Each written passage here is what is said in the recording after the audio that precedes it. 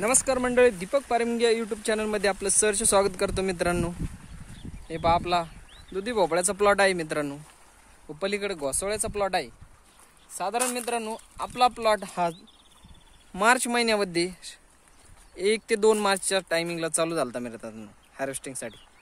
परंतु मागील महिन्यात अतिउष्णतेमुळे आपला दुधी भोपळ्याचा प्लॉट हा पूर्णतः बंद झाला होता मित्रांनो।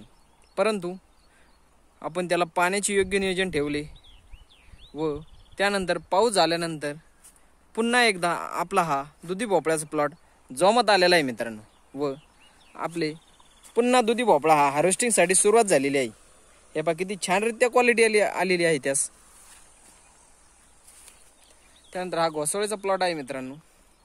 परंतु आपल्या घोसाळे प्लॉटवर थोड्या प्रमाणात व्हायरसचे प्रमाणही वाढलेले आहे, ते आपणास मी दाखवणार आहे मित्रांनो। हे पहा, काही प्रमाणात दुधी भोपळा हा उष्णतेमुळे जळून गेलेला आहे मित्रांनो, परंतु काही ठिकाणी एकदम छानरित्या पुन्हा जोमात आलेला आहे। हे पहा, घोसाळे या मांडावर अतिक्रमण करण्यास सुरुवात झालेली आहे, एवढे छानरित्या आलेलं आहे मित्रांनो।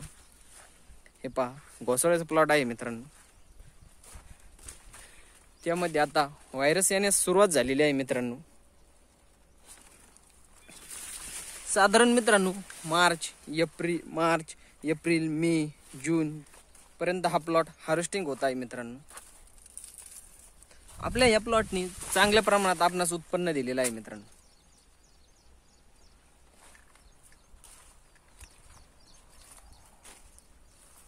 हे पहा, त्यावर व्हायरसचंही प्रमाण थोड्या प्रमाणात वाढलेलं आहे मित्रांनो आता, त्यामुळे थोडी हार्वेस्टिंग थोड्याफार प्रमाणात कमी आहे, परंतु रेट चांगले असल्यामुळे आता सध्या आपल्याला घोसाळ्याचा प्लॉट हा चांगल्यारीत्या परवडत आहे मित्रांनो। आपण जर आपल्या चॅनलवर नवीन असाल तर कृपया करून आपला चॅनल सबस्क्राईब करा, जेणेकरून माझे सर्व भाजीपाला विषयक अपडेट व शेतीविषयक माहिती, शेळीपालन विषयक माहिती व कुक्कुटपालन विषयक माहिती आपल्यापर्यंत पोहोचू शकेल। धन्यवाद।